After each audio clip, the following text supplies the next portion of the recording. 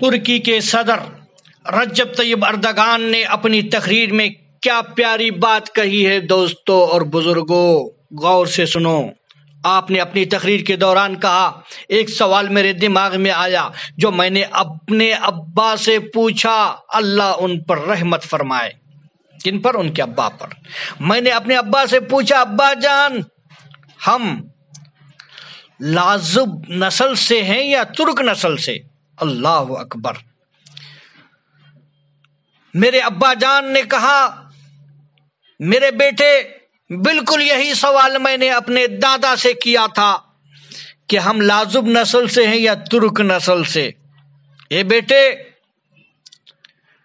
میرے دادا نے مجھے جواب دیا تھا کہ بیٹے کل تم قبر میں جاؤ گے، وہاں پہنچیں گے، وہاں یہ سوال نہیں کیا جائے گا، تم سے اللہ پوچھے گا، وہاں اللہ کے بارے میں تم سے سوال کیا جائے گا۔ من ربک، تیرا رب کون ہے؟ ما دینک، تیرا دین کیا ہے؟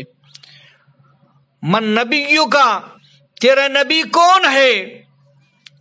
یہ قوم کے بارے میں یہ سوال نہیں ہوگا بیٹے، دین کا سوال ہوگا، اللہ کے بارے میں سوال کیا جائے گا، نبی کے بارے میں سوال کیا جائے گا۔ میرے دوستو سوچو، ایک صدر، ترکی کا صدر رجب طیب اردگان اپنی صدارت کی کرسی پر بیٹھ کر قبر کو یاد کر رہے ہیں، تو ہماری حیثیت کیا ہے دوستو؟ ہم بھی قبر کو یاد کریں۔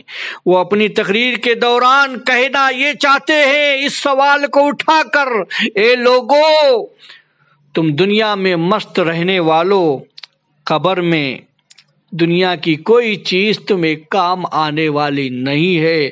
قبر میں اگر سوال ہوگا تو من ربک، تیرا رب کون ہے؟ کیا تم نے رب کو راضی کرنے کے لیے کچھ کیا ہے یا نہیں کیا ہے؟ پھر دوسرا سوال ہوگا ما دینک، تیرا دین کون سا ہے؟ تم نے دنیا میں رہ کر دین کا کام کون سا کیا ہے؟